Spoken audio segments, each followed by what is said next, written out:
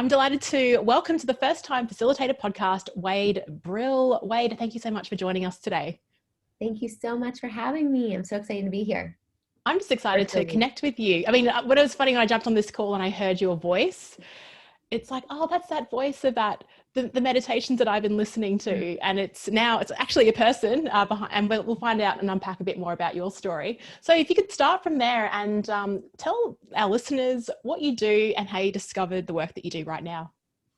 Yeah, so I got into the field of mindfulness coaching, call myself a mindfulness and leadership coach, from a few different ways, but really the main place was back in 2010. I was studying abroad in Buenos Aires, Argentina, and I was loving and living life. I was learning Spanish and, traveling.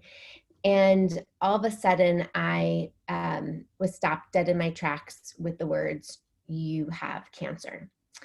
And I discovered that I had a swollen lymph node in the right side of my neck. And after various testing in Spanglish while I'm in Argentina, doctors told me, you have cancer and need to probably have a biopsy on this lymph node. And so within 24 hours, I packed my bag and I flew back home to New York City, where I'm from. And I began 6 months of chemotherapy. And I remember specifically sitting in the doctor's office waiting to get this bone marrow test so they could determine what stage of cancer I was in. I felt so much overwhelm. I felt the pulsating energy of New York City. I felt the overwhelm of what was going to happen with my health, my life. I just had the study abroad program kind of ripped out underneath me. I was young. I was in my early 20s. It was like, what's going to happen to my future? And it was in that moment I realized that I could kind of crumble with the overwhelm, that I could let it pull me under and suck me down, or I could learn how to take charge of my health and my well-being. And it was that moment where I actually turned to my mother, who's sitting with me, and I was like, I want to start meditating, because I realized that I needed some tools and resources to help me manage the overwhelm. I knew I could do it, but I needed something within me to support me. And so after studying and learning and practicing meditation for the last 10 years and now a certified mindfulness facilitator through UCLA's Semel Institute of Neuroscience and Human Behavior, I take this work and take my coaching certification and support individuals and companies on helping people manage stress and overwhelm so that they can feel more calm and productive. Yeah, your work couldn't come at a better time. I mean, I can't imagine those three words are probably the scariest words that you can ever hear. The thing about human nature, I sometimes wonder, I read that book by Mark Manson, The Subtle Art of Giving an F. Mm-hmm. And it's usually a case of massive disruption that then forces us to create a change. Like when things are going okay and, they're not perfect, but when they're going okay, it's like, oh, we'll just keep pushing this and sort of accelerate this. But unfortunately, it's those moments in life, usually that, like at COVID, for example, your story, that actually put us into place and think, oh gosh, what can I do about this? So, I mean, right now we are going through massive disruption. Like just before we hopped on and clicked record, we were saying like every hour our emotional state is like going up and down. And I'm sure listeners can resonate with that as well. So for someone that wants to take charge of what's going on in here, like where do they start? How did you begin? Was it just like, I mean, apps weren't even around in 2010?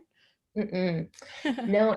And it's interesting because I want to follow up on something you said of, you're completely right. When things are going well, we're like, why do I need a change? What do I need to do? And I've always been so proactive with my clients and people around, build your self-care toolkit prior to there being a shitstorm and your world being rocked, because you want some resources, but that doesn't really click in our minds. And so we wait for some sort of rupture to happen, whether it's divorce or heartbreak or loss of a job or a health scare like my own, right, to help us wake ourselves up. And so for me, I actually started, my mom was a big meditator. So I grew up with meditation around me. And She gave me a book called Wherever You Go, There You Are by John Kabat-Zinn. And it's a really great kind of in plain English, not woo-woo-y perspective on meditation and mindfulness. And so I started just having a daily practice, a daily meditation practice where I'd wake up in the morning, brush my teeth, grab like a pillow off the couch and go sit in my living room and stare out at, we lived on Central Park North, so looked right outside on Central Park. And I remember feeling so agitated in my body. It was so hard for me to sit still. I felt also like I could hear the taxis and the, buses and like the rush of the city outside. And so like nothing about it felt calm or like, zen. But it was really a practice in learning how to settle my own mind so that it wasn't racing, and also to settle like my own nervous system so that I wasn't in that fight flight reaction that I think a lot of us are in right now. I was just having a conversation with somebody who was like, I'm so tired, I'm sleeping so much. And I was like, yeah, it's completely normal right now. Your body's experiencing so much stress and overwhelm that it needs sleep to heal. So we're, the moment by moment roller coaster ride of our emotions is definitely a real thing. And just learning how to find some inner stillness and be with our breath and slow our nervous system can be a really big help. Yeah. It's funny I got the Calm app. I've gone through waves of like being like, I can use resolution, meditate more, and then, I'll be great in January and then life will take over. Now, the good thing about COVID is that I don't have to commute anywhere, right? So I've got the time. And I think Tony Robbins said, if you don't have 10 minutes, you don't have a life. I remember just starting the Calm app for the first time, and it's like, be aware of your breathing. And I was super aware of how shallow my breath was. Yeah. And I was like, oh, like that's really interesting. Like, when's the last time I actually took a deep breath? So that on its own was fascinating. And can you talk more about breathing and why it's so helpful? Because I mean, that deep breath that I took, I was like, wow, I didn't realize I had so much tension in my body. Like the breath couldn't even like get in. Yeah. Is that normal? Totally. And I think your experience is really similar to what a lot of people are experiencing. Yeah. We're so trained to be in our heads and to be in the doing that it's really uncomfortable for a lot of us, or weird or new, that we don't kind of know what to expect or even question our experience. And so when we tune our awareness, our attention inwards to notice the breath, it can feel like, oh, this is shallow. Most of us are breathing really shallow. We're kind of breathing right more at the chest space. And so learning how to just notice sensations of breath can be huge. And for each person, it's different. And so there's not about, I don't teach breathing techniques per se. I'll teach like a relaxation breathing technique or stress management breathing technique, but just noticing like, oh, on the inhale, the air through my nostrils is cool. And like, oh, on the exhale, the air through my nostrils is warm. Or, oh, I can feel my belly rise on the inhale, and I can feel my belly fall on the exhale. And so even just paying to sensations, it helps us activate that more relaxed state of our nervous system. So we're not in that fight or flight. And in our modern day world, our body's been trained from ancestral, to have this fight flight as protection, right? To know when to run away from danger. But in our modern day world, we luckily live in a very protected kind of bubble. We're not scared of lions in our backyard, but we're constantly dealing with the stress of notifications, with being taxed on Zoom calls, with being glued to screens, or just all of these things that our system isn't as regulated as it could be. And so just focusing on our breath helps to regulate and calm our nervous system, so we come back to kind of a baseline rest and digest stage. Yeah, it's absolutely true. You talk about the notifications, the rings, pings, and the dings. And I've certainly been accused of, waking up in the morning, rolling over, picking up my phone, checking my email and going, and like that flight mode or the fight Yeah, mode is activated. And it's like not the best way to start the day. But let's take some, totally. let's take this into the context of, you mentioned Zoom calls. And this is how we've connected. We've been part of this, Jenny Blake's Momentum community. I've seen your name. I've seen what you do. You've got an amazing podcast called Centered in the City. Yep. What a cool name, by the way. But I was running a strategy session for a few hours on Zoom. And I thought, even a few hours can be a long time when everyone's sitting there on this group chat. I wanted to bring everyone to a place where they felt centered. And knowing that I don't have the experience in it, I didn't want to lead a meditation. I wasn't feeling confident enough. I reached out to the group and you answered the call. And so this is a great idea for anyone listening in, like outsource your meditation stuff to Wade. Wade created the most incredible centering exercise where we actually also visioned 6 months ahead, because it was all about strategy. And I played it in that Zoom call. And it had we all felt grounded and ready it shifted the energy. So can you share what are some ways that we can start bringing in more of your work, the mindfulness stuff, into these online sessions? Yeah. Great question. And I think I just want to celebrate you for like having that insight and the foresight to say like, this would be a great tool to bring in, because I can see that the team could use this grounding. And I think it not only really benefits everybody feeling more present, and so there can be collectively more better listening, more engagement. People are less likely to be checking their phones while, on a meeting, Zoom meeting, or multitasking. But I also think it creates a sense of community. And I think that is huge right now, where, we're all isolated in our little quarantined bubbles of sorts. And so having these centering activities just help people really sink into not only their minds and bodies, but to be tuned into each other. And so I think having even just like a minute, like everybody settles, jumps on the call, or even as people, sometimes are dripping in late to Zoom calls, like use the first few minutes of grounding. Everybody come into the call and walk them through a centering activity. Or I have a Zoom, you inspired me to create a Zoom centering Oh my meditation gosh. up on the Center in the City podcast, if you want to check that out. We'll link it in the show notes. That's fantastic. Yeah, or even what I've been doing, which has been great, is like signing into Zooms and having people share 1, 2, 3 words that just describe you in this moment, and kind of helps take like a emotional thermometer, and it helps people tune into like, what is present for me right now? Because I've been in the doing mode, and now I'm sinking in to be in this meeting, and what can help me be present is like, okay, I'm feeling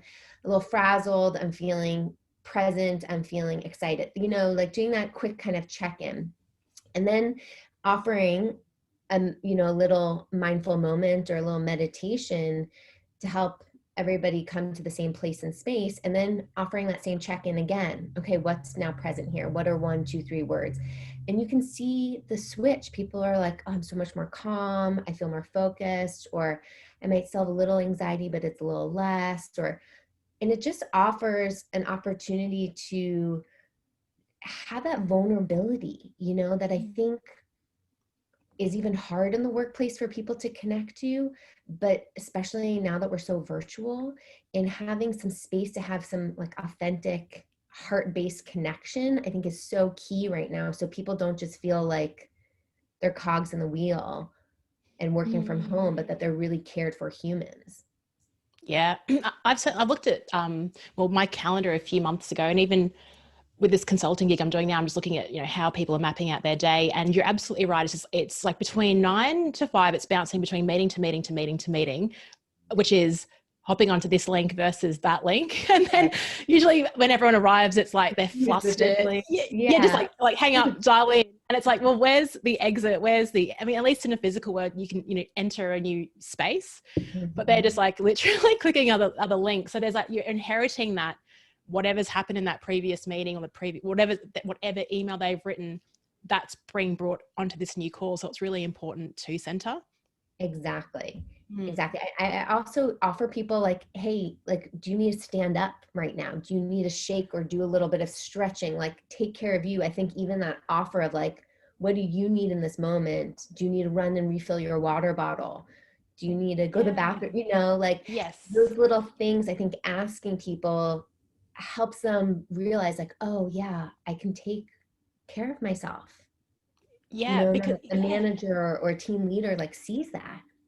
Yeah, you're right. And I think when we hop onto these calls, it's like we've got this limited time, so we have to throw out as much as we can. And I keep talking about this workshop I went to in Singapore a few years ago. It was face to face, but it was 3 days. But we spent more time having coffees and breaks than we did actually in the workshop. But I remember every single thing that I learned from that because we had that space to reflect on it. As you were talking, I'm even thinking, well, a strategy could even be for listeners, set the meeting at like 5 or 10 past the hour because everyone's like ending on the hour. Why don't we just give everyone a bit more space? So Wade, I love what you do. You combine productivity with well-being. And a lot of the time when people hear that, they're like, they're mutually exclusive. Like, how do they respond together? How do you actually, let's talk about the way that you operate your day. How do you bring in both the mindfulness, the productivity? What's your approach to it? Yeah, great question. I think, to me, life is so short, and I've first-handedly experienced that I have always emphasized as part of my value system, emphasize my well-being over this feeling of needing to be productive. Because for me, it means if I feel good, then to me, it's a productive day. Like if I'm taking care of myself, that is a productive day. And I notice I have way more energy and creativity, and I'm less irritable, and I'm like more present with my clients, and maybe I even have like better writing days, but I notice I'm so much more like in tune with the person I want to be. And so for me, they aren't mutually exclusive. And I talk about this with a lot of my clients of, I think there's a stigma around self-care, and I don't even love the word self-care because I think it gets very washed up in our world, but that practicing self-care is selfish, or that it's, something entitled or whatever, the belief system of it is. But in our busy modern day lives, like it shouldn't be something that's like added in. I think it should be something that's scheduled in first and foremost. So before you let your day fill up with meetings, it's like carve out that half an hour, that hour time for yourself, however that gets to be, that's going to make you feel your best. And I think having that is key to then feeling productive and being productive for the rest of the day. Yeah, I agree. And I think Hal Elrod wrote a book called The Miracle Morning. I don't know if you've heard of it, but he talks about those morning routines. Meditation, journaling is one of them as well. Yep. I'm a big journaler too. Yeah. Journaling is huge and helps with stress management as well. So it's a great tool if your listeners haven't practiced it yet. Yeah, cool. So you come into work with clients who are busy people, and they're like, okay, I've got Wade coming in that's going to tell me to sort of slow down. How do you begin your client process with, I mean, obviously I shouldn't say obviously, but they've come to you because I recognize that there maybe is a problem they can improve. What are some ways that you intervene, or do you run workshops? Is it one-on-one? What's your sort of approach to helping people out to become more mindful during the day? Yeah, so a couple different ways. So with teams and organizations, I'll walk them through a couple different workshops around building their mindfulness toolkits and stress management toolkits. And that's really, I individualize those based on, what the team wants to work on, but supporting burnout, helping to manage stress, building resiliency. Those are a lot of the topics. And so they're experiential workshops. So it's not me doing didactic teaching, even though there's a sprinkle that, but it's more experiential so that there's a sense of embodying the practice, because you really have to feel the practice to notice the shifts, right? You can read about meditation and mindfulness all day, but unless you're practicing it, you're not going to start to connect with the benefits and experiences of it. And I'd like to just say, like, disclaimer, like, meditation and mindfulness isn't for everybody. You know, and so staying Okay. open-minded about that, because I think a lot of people then feel like this isn't working for me. I must, you know, I must be doing something wrong, or I'm not good at this, and just give up type of a conversation. Another way is through working with individuals. A lot of them come to me wanting to help manage stress, or build a consistent meditation practice, or build more healthy rituals and routines in their life to create more centering and stability. And so I work with them on designing that and helping them create some structure and help rethink some of the belief systems that they have around time and how they design time and how they give themselves permission. And self-talk is a huge piece of this puzzle, because if we're really negative to ourselves, then you know, we kind of instill the spiral of we're not doing enough and we're not good enough, which becomes really toxic. And then I also have a virtual self-care group. So it's Centered in the City, which is my podcast. It's expanded to a virtual platform that's like Netflix for self-care. So I work with people virtually in that sense as well, kind of building a library of resources and tools for them to practice on their own time. That's amazing. I love all your different approaches to it. That self-talk piece is critical. Like, even because there's no, I mean, I'm sort of finding during COVID, I'm moving between like the kitchen, this room, the lounge, but my laptop seems to also move with me. And, you know, the days, the hours that I'm working through the day are just so much more than pre-COVID. Not really being able to switch off. And I think it's that self-talk, what you talk about. I mean, in my own head, it's like, I've got this list of things to do. I should. And I think should, every time I hear the word should, I'm now starting to notice it, but that's been a recent thing. So just getting awareness on that. Yeah, exactly. And there's this common phrase that a lot of people use that I love. It's called, you know, stop shoulding on yourself, right? Like, we box ourselves in when we think of shoulds, because that was either what we were taught or what we see. And, you know, true self-care and true mindfulness work is learning to listen inwards and let our inner voice tell us, like, what does our body need right now? What does our mind need? And letting that dictate versus, you know, oh, it's 12 o'clock, it must be time for lunch. Or, you know, like, oh, is my body actually hungry? You know, or wow, noticing, you know, your head feels really foggy because maybe you've been sitting at your screen for too long. And really, then what are the tools and practices you can use to refresh, to rest and reset yourself, to come back and feel, you know, more energized and productive?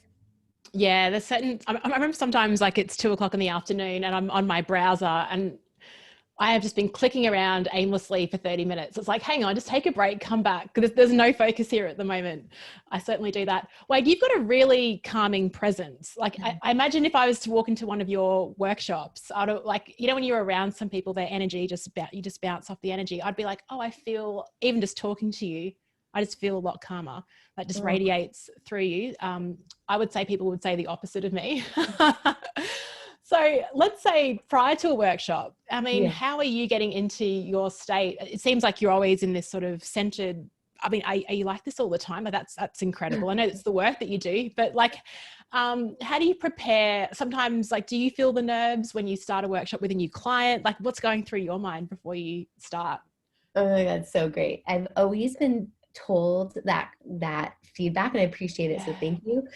And then I'm always also like, well, you can't hear what's going on in my head, you know, because it's like, but yeah, I mean, it's been a lot of years of practice of finding this centered feeling. But yeah, I get very anxious. I still have a lot of anxiety, and that's one of the reasons that I continue to meditate for myself, because I know it has helped me tremendously deal with anxiety and overwhelm.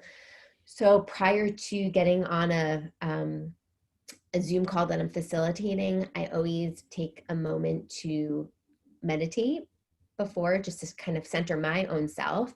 And I also kind of visualize, even though I might not know any of the faces that are going to jump on these little beautiful squares, I take a moment to kind of just like visualize it and see the Zoom rooms as like this virtual circle, because normally when I facilitate in person, I like circles. And so I try to kind of construct that image in my mind and see us all together, even though, you know, some people don't want to put their videos on. And so you just see like their name or something, or just a black box or what, you know, but to still kind of feel that energy of everybody being in that space.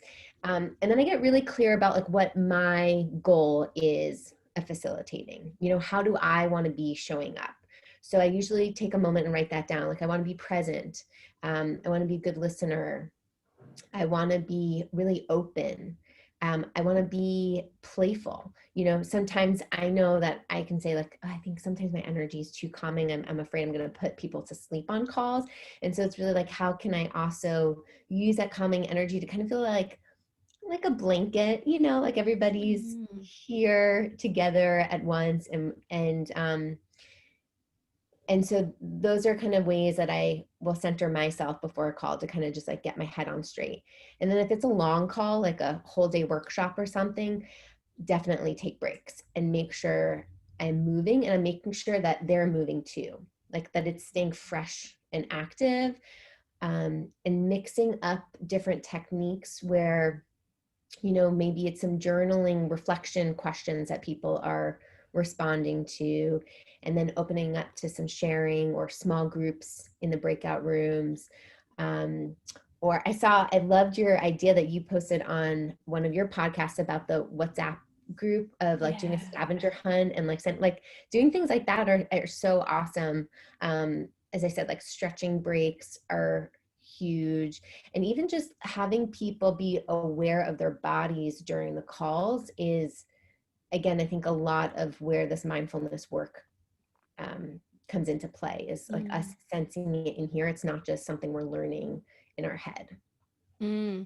I had a call with some execs overseas, and sort of halfway through, it was like a 60-minute call, about 30 minutes. And I did like this quick sort of activity where you got to use like your hands, and it's like, it just messes with your brain a bit, but it's connecting the body with, this one. Circle Yeah. I tried that the other day after hearing you talk about it. How funny. That's so Yuri, who I'm working with on this Virtually Possible program, everyone's doing it now from that video and us talking about it. So I did that, right? And one of the execs comes on and he's like, what was the purpose of that? And I was very transparent. I was like, absolutely no purpose at all. The purpose, well, in logically, but actually the purpose was that it got you moving. It got you interacting with this presentation by asking me that question, because everyone was like very quiet. Right. Plus it actually was quite funny because everyone like laughed when he asked that question. And it was like, you know what, it took 1 minute out of that time, but it's given us laughter. It was the right timing of it. So yeah, I think that's the challenge with facilitators. You've got to sometimes break the rules of what's acceptable, but it has such a huge benefit. Sorry, you again. Yeah, no, I love that. And I think it also creates like a shared experience with everybody at once, which I think is huge, because I think that creates a sense of safety so that people are more willing to open up and share and talk. So I think that's really awesome. I know I typically will have people stand up as a first thing, whether it's just like get out of your chair and like a centering while people are standing, and then sit back down. And it kind of just helps shake things up. I notice some people definitely have resistance, you know, but you just kind of have to like hold space and breathe through it, because you know, like as a facilitator, you know the benefits of it. And so you just are like, trust the process. Thank you for bringing up that phrase, hold space, and breathing through it. Because sometimes I know when I'm trying something a little bit risque, I'll hold the space, but I don't know if I'm breathing through it. I think I'm like I'm just waiting, like, will they come on, like, please? And like, I guess my response is to go the other way and just like really kind of motivate and bring the energy. When you talk about holding space, do you mean about just be comfortable with it because you've designed this well, and really, like, we can't control what people do. So Exactly. yeah. Yeah, as a facilitator, I think that's one of the things I've had to learn and remind myself over and over again is like, I'm not responsible for the audience's outcomes. They are responsible to make their own meaning and connect the dots in their own life. And I, for a while, was like, but they need to leave with value and they need, and like, Yes. and I put so much pressure on myself. Yep. And then I felt the pressure I put on myself actually like crumble me and make me feel really small versus like feel that sense of more confidence and play that allowed me to just be like, trust the process. Whatever I throw out there, it may land, it may not, but they're going to make meaning out of it, however it's going to land, or you're going to plant a seed and we don't get to control how it's going to get watered or bloom or blossom. Yeah, that is such an important, I think that's that is a real difference between a first time facilitator and someone that's made that transition. It sounds like a subtle shift, but it's huge. It's like, it's actually everything, because the pressure's then not on you. Yes, you've got to design something great, but ultimately, as you said, it's their responsibility to make the meaning. Whew. And I've been specifically watching myself through this. I would always facilitate virtually as well as in person, but obviously everything's now virtual. But watching myself over the last 6 months and how I'm facilitating, and I'm noticing that, there's some pressure on like if it translates, if the same activities translate. Like even sometimes I'll ring a bell in person, this bell in person for an activity, but it doesn't ring as well over Zoom. So like, so there's the kind of things like that you just kind of have to like feel and flow and just see what happens. Yeah, I like that phrase, experimenting into the future. Like every single Zoom call, it's like, what can I try this time? And yeah, it might fail, but yeah, I'll pick my audience for that. Totally. Yeah. And you learn from it, and I think the feedback thing is huge too, because you can't read everybody's body language as much. And so making sure I have been trying to make sure whoever is my point of contact for facilitation to get feedback, to hear like what really resonated. And also, like, I don't know if this resonates with you too, of like, because everybody is so zoomed out, I'm noticing that the times that I'm facilitating is getting shrunk to like more just like hour experience. Yes. Yep. And I think that's great in the sense that holds people's attention, but also I'm like, oh, I want to go deeper with people. I want, this is Exactly. just the sprinkling of things. I'm absolutely finding that. It's like, and we've got to be realistic with ourselves and what can we achieve in that hour. And I think there's a lot of, in terms of that design, it's like, okay, well, let's just imagine like, what can we do prior to get them into like, what are some things that we can sort of send beforehand, or like just to, like you said, plant that seed before they even get on the call. Yeah. But even when, as I say that, I'm like, will they read it? Like, will they listen to it? Like, right. Yeah. Yeah. And again, we've got no control over that. So Yeah. yeah, it's not an easy gig. No, two other techniques that I wanted to share. One, a colleague of mine who's in the mindfulness world, I was on one of his calls and he did something beautiful that like really inspired me, where, how a lot of virtual calls, people will ask, the person who's hosting will mute everybody automatically or will ask everybody to mute themselves. Well, he did this beautiful thing where he told everybody he wanted to unmute them because he wanted to create more of an inclusive environment. And I thought that was really powerful because there is kind of more of a barrier to participating if like you have to click unmute. And obviously it doesn't work if you have 500 people and there's like some weird noise going on that's being disruptive. But I think it's a beautiful way if you have a small enough group to make sure everybody's voice automatically feels heard and that participation is wanted. So I really love that. And then if you're the facilitator or if like a manager is facilitating a team meeting, or I think key right now is leading with vulnerability, is like the person who's facilitating gets to set the tone for the meeting or the experience or the agenda. And if they go right into some authentic sharing or insight, that is going to help demonstrate what other kinds of conversations or sharing happens. One thing I noticed in the beginning of COVID, I did a lot of interviews with people in corporations to hear, like, what are you as a manager doing for your team, and what are higher levels doing for you to make you feel supportive during this turbulent time. And it was still at the phase where, there's a lot of ambiguity, not kind of in this like plateaued, which is kind of waiting game that we're all experiencing right now. But, they were noticing that like people were not sharing as much, or people were, when they checked in, there was just yeah, I'm fine, I'm doing, like, and wanting to show that face of like, I'm fine and I'm a hard worker, because that fear of being let go.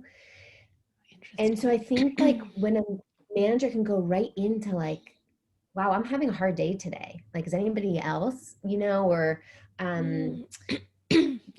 or like, wow, this happened this weekend to my family. Like, how are you all managing? Or has this experience, that creates that it's okay, that it's safe to be real and authentic.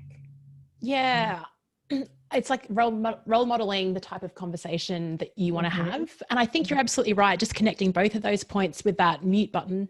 I've certainly felt like, because I always talk in draft, that's what like an extrovert trait. You just like, you talk and you get your ideas as you speak. Yeah. So it's hard for me when I'm in a group call, because I'm like, I have to get this, if I'm going to hit unmute, I must have a perfectly formed phrase. Otherwise I'm not going to contribute. So I actually love that idea of making the default just unmute, so you can just spill forward with those ideas, and hopefully then someone can latch onto it. That's how it usually works for me. I'll just come up with something in draft and someone will add something clever, and it's like, oh, that's exactly what I meant. So there's less pressure then to contribute.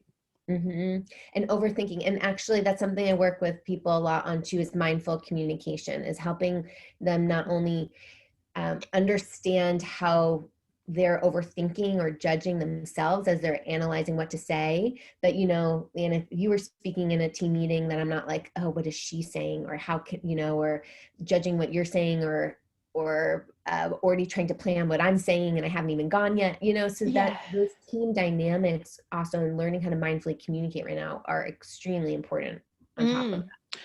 Just, and as you say that, there's usually an activity in workshops where you go around to each person and go, okay, introduce yourself. And I always remember, like, if I'm fourth or fifth, I'm not listening to what anyone else is saying. I'm just trying to plan what I'm going to say.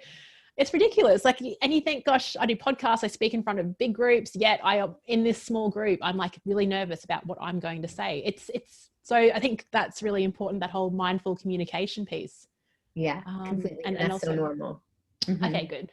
Wade, thank you so much for everything you've shared today. It's been an absolute pleasure to connect with you and get your voice actually out and talking more about, because I'm so used to your meditations, and now hearing your story and all about the work that you do. And you've really passed on some really helpful virtual facilitation tricks for our listeners. If they'd like to reach out, we'll put a link to your Zoom episode for sure, but your contact details, where can people reach you? Yeah, people can head on over to Wade, WadeBrill.com, wadebrill.com, /speaking, to learn more about my speaking and facilitation opportunities. People can check out the Centered in the City podcast on iTunes, or Google Play or Spotify, or on my website. And then also, if anybody's interested in joining that virtual platform, they can head to centeredinthecity.org and join the self-care virtual platform, or check me out on Instagram at @OneWade, or LinkedIn. So many different ways to communicate and stay in touch. Absolutely. And I think the beauty of COVID was that the fact that I got to talk to someone in the US, I got them to record a meditation for me. So there's no global, like, there's no borders, there's no challenges now. We can get you to come on in. No boundaries. Yeah. So cool. There's the opportunity, the silver lining. Thank you again, Wade. You've been awesome. Exactly. Thank you for having me.